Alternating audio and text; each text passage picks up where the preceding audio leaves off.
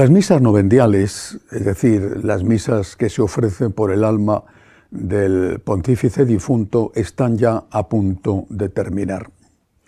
El próximo miércoles, si Dios quiere, comenzará el cónclave del cual saldrá elegido el próximo pontífice. En este tiempo, desde el día siguiente a la muerte del Papa Francisco hasta el próximo miércoles, se han estado celebrando las llamadas congregaciones generales. En ellas participan todos los cardenales, electores y no electores, y en ellas se van diciendo, cada uno habla libremente, lo que consideran que es la característica o las características que debe de tener el siguiente Papa. Lo que está claro, porque lo han dicho de un lado y de otro, es que el próximo Papa no será el sucesor de Francisco, sino que será el sucesor de San Pedro. Así lo dijo casi al principio de esta etapa de congregaciones generales el general de los jesuitas, el padre Sosa, y lo han dicho muchos otros más. No se trata de elegir al sucesor de Francisco. El próximo Papa no será el sucesor de Francisco.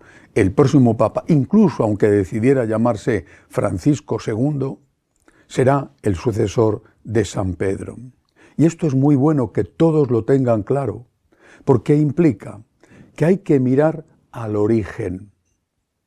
Y en el origen de la Iglesia está su fundador, que es nuestro Señor Jesucristo, y que pidió a Pedro y a los demás apóstoles, cuyos sucesores son los obispos, pidió que apacentaran sus ovejas, las ovejas de Cristo, no las ovejas de San Pedro o las ovejas de los apóstoles o las ovejas de los obispos, las ovejas de Cristo, de las cuales él dijo que eran suyas. Y esto significa que hay que mirar a ese origen, palabra de Dios, y también a ese origen que llamamos tradición, y que empieza antes que los evangelios fueran escritos, porque lo primero que se hace es transmitir oralmente la enseñanza que el Señor había dejado. Creo que tener esto todos claro, como así parece que ocurre, es especialmente importante en este momento. La Iglesia no ha empezado con el Papa Francisco, ni con el Papa Benedicto, ni con el Papa Juan Pablo, ni con el Concilio Vaticano II. La Iglesia ha empezado con Jesucristo.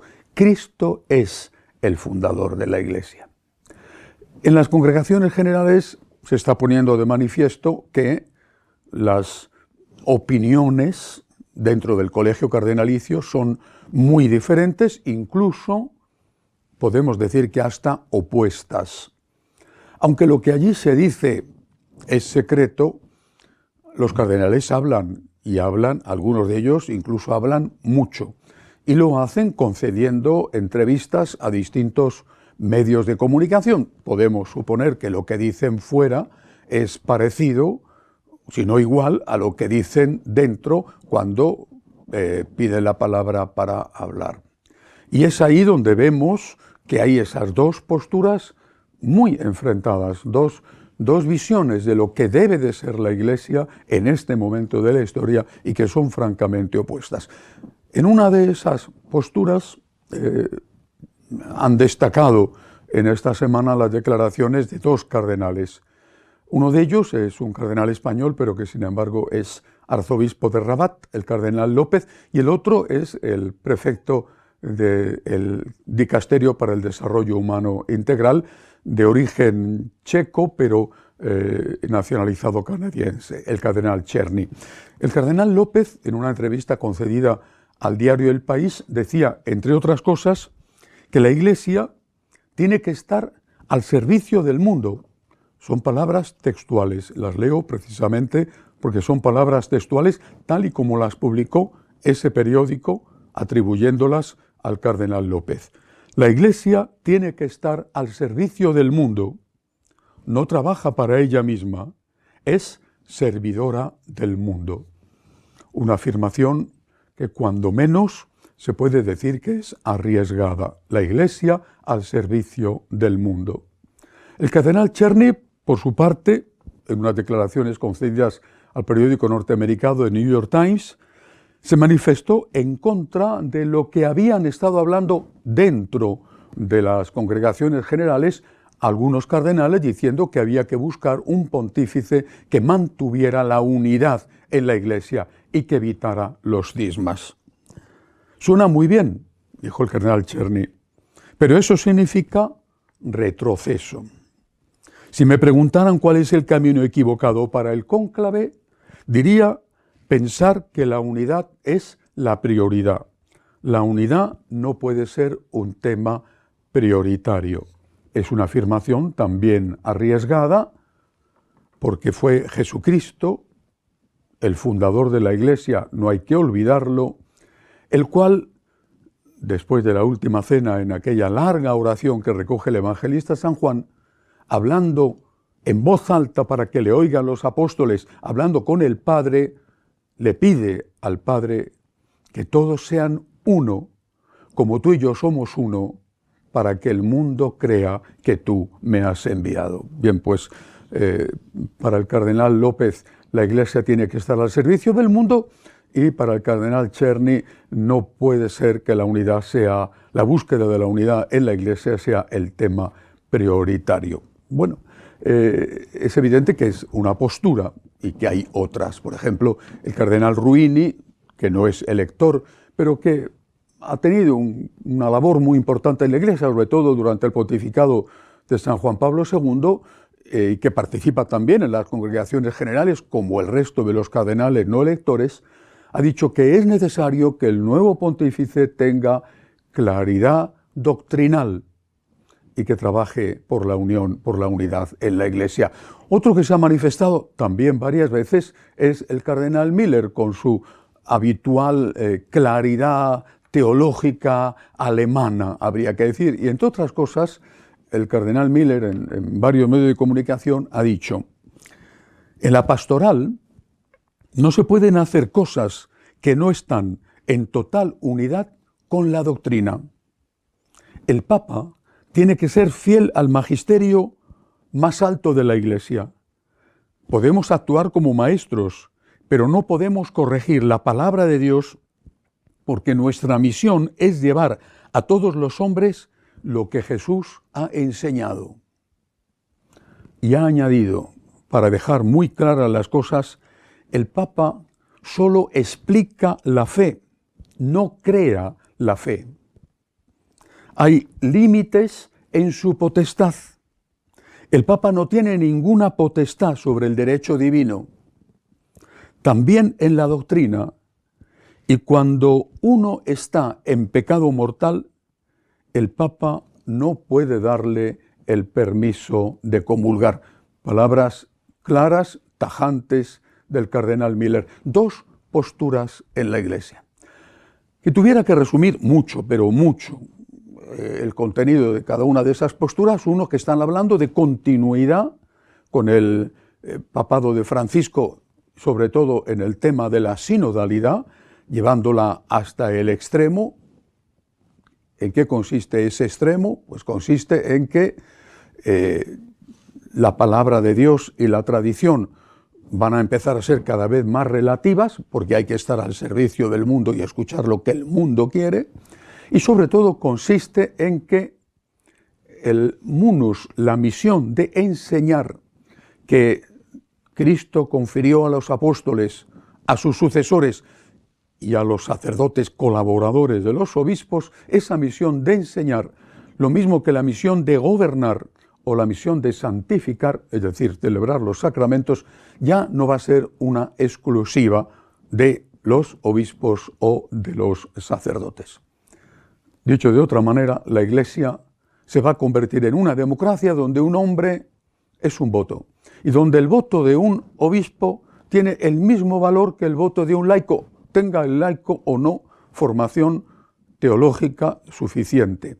Y en un consejo parroquial, el voto del párroco vale exactamente igual que el voto de una de las personas que forman ese consejo, al margen de cómo se han elegido esas personas? Bueno, esto ya se ha puesto a prueba en el último sínodo sobre la sinodalidad y se ha puesto a prueba en la Asamblea Eclesial italiana, que se ha celebrado no hace mucho y que ha tenido que clausurarse sin llegar a ningún acuerdo, porque lo que la mayoría, formada por laicos nombrados a dedo, esa mayoría quería, un grupo de obispos dijeron que de ninguna manera ellos lo podían aceptar. Por lo tanto, hay una visión de la Iglesia que considera que la Iglesia es una democracia y que todo se tiene que decidir en función de los votos. Va a haber sacerdotisas, obispesas o papisas, lo que la gente quiera. Los divorciados vueltos a casar pueden comulgar, lo que la gente quiera. Las relaciones extramatrimoniales, homosexuales u heterosexuales, ya no serán un pecado y por lo tanto pues, se podrá comulgar lo que la gente quiera. Ese es un modelo de iglesia. Estoy simplificando, incluso expresando de una forma extrema, pero esta es la realidad. Es decir, cuando se habla de sinodalidad, no se está hablando de escucha. Todo el mundo está de acuerdo, absolutamente todos, en que hay que escuchar. Todo el mundo está de acuerdo en que el fiel, el feligrés que va a misa, tiene que ser escuchado y que tiene que tener también una palabra que sea tenida en cuenta. Eso es una cosa diferente a que cualquiera pueda decidir y buscando las mayorías se pueda decidir lo que es bueno y lo que es malo, lo que es verdadero y lo que es falso. En el otro polo, en el otro extremo, están aquellos que dicen la Iglesia para seguir siendo católica tiene que ser fiel a sus orígenes. Por lo tanto, si las fuentes de la revelación, y yo estoy hablando de la tradición y del Concilio Vaticano II, si las fuentes de la revelación son palabra de Dios y tradición, de esto nadie puede verse excluido. Es decir, no se puede suprimir esta enseñanza que viene de la palabra o que viene de la tradición. No se puede hacer una iglesia sin que tenga en cuenta esto, porque entonces ya no sería la iglesia de Jesucristo, sería otra cosa, ya no sería la Iglesia católica. A la vez, este segundo grupo, el cardenal Miller ha sido muy claro al respecto, está diciendo que no solamente la Iglesia no es democrática, sino que está diciendo que incluso el Papa y por supuesto el obispo y el sacerdote tienen unos límites en el ejercicio de ese mandato divino que han recibido y que solo ellos pueden llevar a cabo. Y esos límites son precisamente el derecho divino, es decir, lo que está en el canon, o de otra manera dicho, lo que enseñó Jesucristo y ha sido transmitido fielmente durante 2000 años por la tradición. Hay dos modelos de iglesia distintos. Tendrá el grupo que quiere continuar y profundizar mucho más hasta llegar hasta el final. Ahora digo, democracia en la iglesia, a saber cómo se haría una votación entre 1.400 millones de católicos. Bueno, el grupo que quiere esa sinodalidad llevada al extremo tendrá la mayoría de 2/3 en el cónclave que está a punto de empezar para conseguir un papa de esa línea. ¿O será, por el contrario, el grupo que quiere ser fiel a la tradición, fiel a la palabra de Dios, tendrá la mayoría suficiente para conseguir un papa de su línea? ¿O bien ni uno ni otro tendrán esos 2/3 que significan en este momento 89 votos y por lo tanto habrá que buscar un candidato de consenso que intente trabajar por la unidad de la Iglesia sin dejar fuera a unos o a otros? ¿Y qué ocurrirá si no se consigue? El cardenal López, en esa misma entrevista que he citado al diario El País, decía, preguntado sobre la posibilidad de que si se sale un papa que insista en el camino de la sinodalidad radicalizada hasta el extremo, de que haya riesgo de cismas, decía, bueno, eso afectará a muy pocas personas y decía una palabra sobre esas personas que prefiero no decir por respeto a él, pero que era bastante despectiva. Pero si en la Iglesia caben todos, también tiene que caber esas personas. O en la Iglesia del todos, todo y del todo, no van a caber los que dicen que esa Iglesia tiene que ser fiel a Jesucristo, a la palabra de Dios y a la tradición. Es un momento histórico, es un momento decisivo. Quizá podríamos decir lo mismo de cada elección papal. Yo creo que es una situación totalmente diferente a las anteriores. Y no sé si tendríamos que remontarnos atrás muchos siglos para encontrar algo semejante. Por eso pido oraciones. El propio consistor, es decir, el propio grupo de cardenales ha hecho una llamada al pueblo de Dios para que rece. Tenemos que rezar. Tenemos que rezar no solo para que el Espíritu Santo actúe, que actúa, sino para que los cardenales se dejen guiar por el Espíritu Santo y elijan un papa que sea según el corazón de Cristo, que sea fiel al Señor y a lo que el Señor quiso para su Iglesia. La semana que viene posiblemente tendremos un nuevo papa, pero ahora lo que tenemos que hacer es rezar y confiar. Hasta la semana que viene, si Dios quiere.